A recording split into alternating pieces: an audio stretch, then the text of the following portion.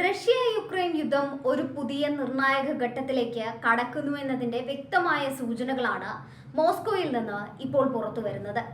Russian ഫെഡറേഷന്റെ ആഭ്യന്തര സുരക്ഷയ്ക്കും സാമ്പത്തിക ഭദ്രതയ്ക്കും വലിയ വെല്ലുവിളി ഉയർത്തിക്കൊണ്ട് റഷ്യൻ എണ്ണ ശുദ്ധീകരണശാലകൾക്ക് നേരെ യുക്രൈൻ നടത്തുന്ന ഡ്രോൺ ആക്രമണങ്ങൾ പുടിനെ പ്രകോപിപ്പിച്ചിരിക്കുകയാണ്. ഈ ആക്രമണങ്ങളെ അതീവ ഗൗരവത്തോടെയാണ് ക്രെംലിൻ കാണുന്നത്.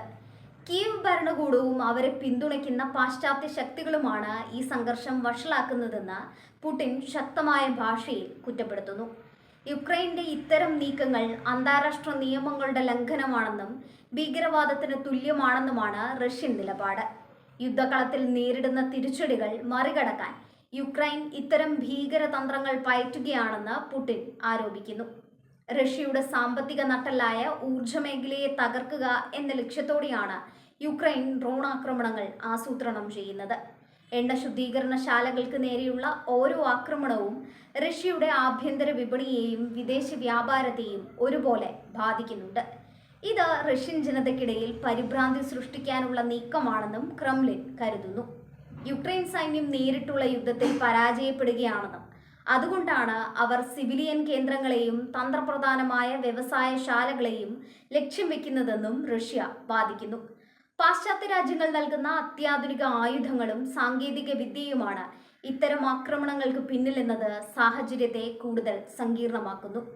ഇത് റഷ്യയും നാറ്റോയും തമ്മിലുള്ള നേരിട്ടുള്ള ഏറ്റുമുട്ടലിലേക്ക് നയിക്കുമോ എന്ന ആശങ്ക ലോകരാജ്യങ്ങൾക്കുണ്ട്. യുദ്ധം 3-ാം വർഷത്തിലേക്ക് കടക്കുമ്പോൾ ഇരുപക്ഷവും തങ്ങളുടെ ആക്രമണ രീതികളിൽ വലിയ മാറ്റങ്ങൾ വരുത്തിയിട്ടുണ്ട്. മുൻപന്തിയിലുള്ള സൈനിക നീക്കത്തേക്കാൾ ഉപരിയായി ശത്രുവിന്റെ സാമ്പത്തിക സ്രോതസ്സുകളെ തകർക്കുക എന്ന തന്ത്രമാണ് ഇപ്പോൾ ഇരുപക്ഷവും പയറ്റുന്നത്. റഷ്യൻ എണ്ണ കമ്പനികൾക്ക് നേരെ നടക്കുന്ന ആക്രമണങ്ങൾ ആഗോള എണ്ണ വിപണിയിലും വലിയ ചലനങ്ങൾ ഉണ്ടാക്കുന്നുണ്ട്.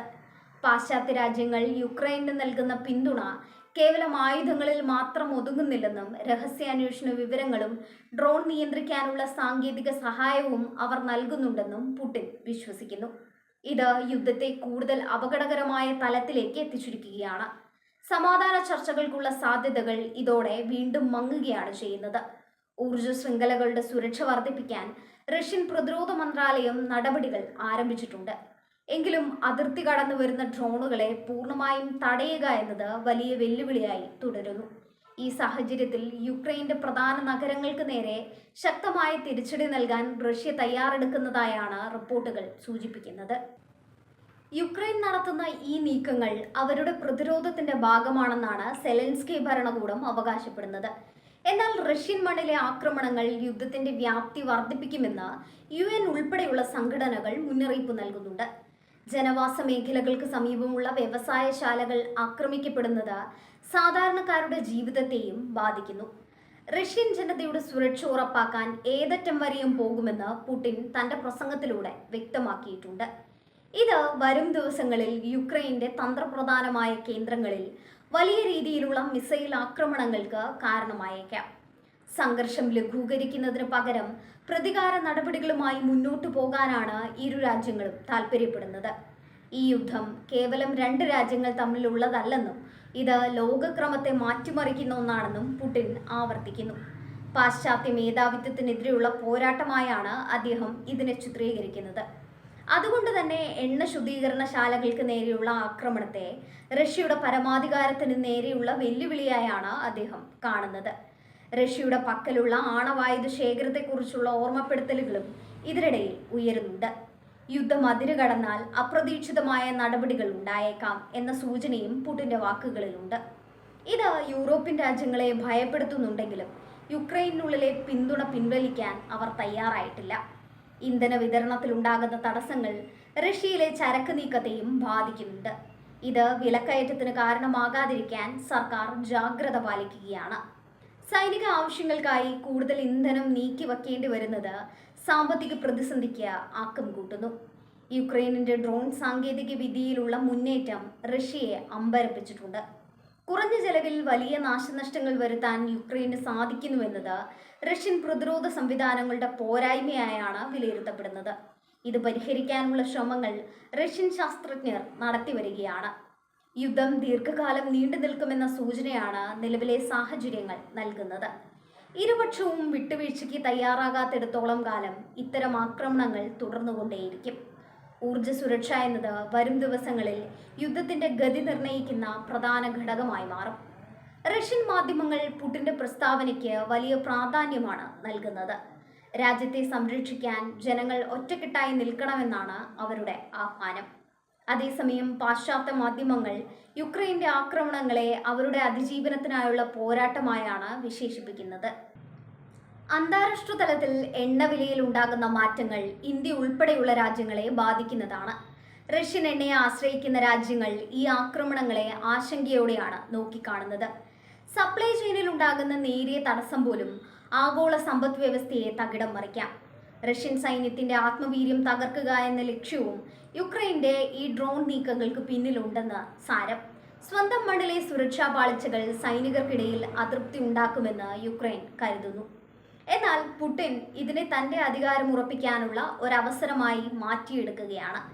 കീവ് ഭരണകൂടം പരാജയത്തിന്റെ വക്കിലാണെന്നും അതുകൊണ്ടാണ് ഇത്തരത്തിലുള്ള ആത്മഹത്യാപരമായ നീക്കങ്ങൾ നടത്തുന്നതെന്നും റഷ്യൻ വിദേശകാര്യ മന്ത്രാലയം പ്രസ്താവിച്ചു. എന്നാൽ കീവ് ഈ ആരോപണങ്ങളെ തള്ളിക്കളയുകയാണ്. തങ്ങൾക്കെതിരെ നടക്കുന്ന ആക്രമണങ്ങൾക്ക് തക്കതായ മറുപടി നൽകുകയാണ് ചെയ്യുന്നതെന്നാണ് അവരുടെ വാദം. വരും ആഴ്ചകളിൽ യുദ്ധരംഗത്ത് വലിയ മാറ്റങ്ങൾ പ്രതീക്ഷിക്കാം. റഷ്യയുടെ തിരിച്ചടി എത്രത്തോളം ശക്തമായിരിക്കും എന്നതിനെ ആശ്രയിച്ചിരിക്കും യുക്രൈന്റെ ഭാവി. ഇരു രാജ്യങ്ങളിലെയും സിവിലിയന്മാർ ഈ തർക്കങ്ങളുടെ ഇരകളായി മാറുന്നു എന്നത് സങ്കടകരമായ വസ്തുതയാണ്. സാങ്കേതിക വിദ്യയുടെ സഹായത്തോടെയുള്ള ഈ പുതിയ യുദ്ധമുറകൾ ലോകത്തിലെ മറ്റ് രാജ്യങ്ങൾക്കും ഒരു പാഠമാണ്. പരമ്പരാഗത സൈനിക നീക്കങ്ങളെക്കാൾ പ്രഹരശേഷി സൈബർ ആക്രമണങ്ങൾക്കും ഡ്രോൺ ആക്രമണങ്ങൾക്കും ഉണ്ടെന്ന് ഈ സംഭവങ്ങൾ തെളിയിക്കുന്നു. പുടിന്റെ താക്കീത് വെറും വാക്കുകളല്ലെന്ന് യുക്രൈൻ തിരിച്ചറിയുന്നുണ്ട്.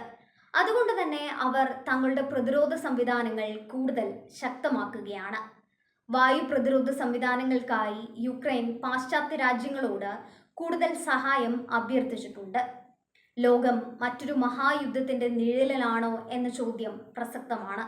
ഊർജ മേഖലയിലെ ഈ യുദ്ധം ആഗോള രാഷ്ട്രീയ സമവാക്യങ്ങളെ മാറ്റിയെഴുതാൻ സാധ്യതയുണ്ട്. ചൈനയും മറ്റ് രാജ്യങ്ങളും ഈ സാഹചര്യത്തിൽ എന്ത് നിലപാട് സ്വീകരിക്കുമെന്നത് നിർണായകമാണ്. റഷ്യൻ എണ്ണ ശുദ്ധീകരണശാലകൾക്ക് നേരെയുള്ള ആക്രമണം അവസാനിപ്പിക്കാൻ US നേരത്തെ യുക്രൈനോട് ആവശ്യപ്പെട്ടതായി വാർത്തകളുണ്ടായിരുന്നു. എന്നാൽ സ്വന്തം താൽപ്പര്യങ്ങൾ മുൻനിർത്തി യുക്രൈൻ മുന്നോട്ടു പോവുകയാണ്. ഇത് പാശ്ചാത്യ സഖ്യത്തിനുള്ളിലും ചെറിയ അസ്വാരസ്യങ്ങൾ ഉണ്ടാക്കുന്നുണ്ട്. ഈ സാഹചര്യത്തിൽ പുടിന്റെ വാക്കുകൾ സൂചിപ്പിക്കുന്നത് റഷ്യ ഒരു ദീർഘകാല പോരാട്ടത്തിന് തയ്യാറെടുക്കുന്നു എന്നാണ്. അത് വിജയത്തിൽ കുറഞ്ഞ മറ്റൊന്നിനും വേണ്ടിയല്ല. യുക്രൈനിനെ പൂർണ്ണമായും നിരായുധീകരിക്കുക എന്ന ലക്ഷ്യത്തിലേക്ക് അവർ കൂടുതൽ വേഗത്തിൽ നീങ്ങിയേക്കാം. ഈ സംഘർഷം എത്രത്തോളം വഷളാകുമെന്ന് ഇപ്പോൾ പ്രവചിക്കാനാവില്ല. എങ്കിലും ഊർജ്ജ സ്രോതസ്സുകൾക്ക് നേരെ നടക്കുന്ന ആക്രമണങ്ങൾ ലോകത്തെ വൻതോതിലുള്ള സാമ്പത്തിക സൈനിക അസ്ഥിരതയിലേക്ക് തള്ളിവിടുമെന്ന് ഉറപ്പാണ്. സമാധാനത്തിനായുള്ള മുറവിളികൾക്കിടയിലും വെടിമരുന്നിന്റെ ഗന്ധം വായുവിൽ പടരുകയാണ്.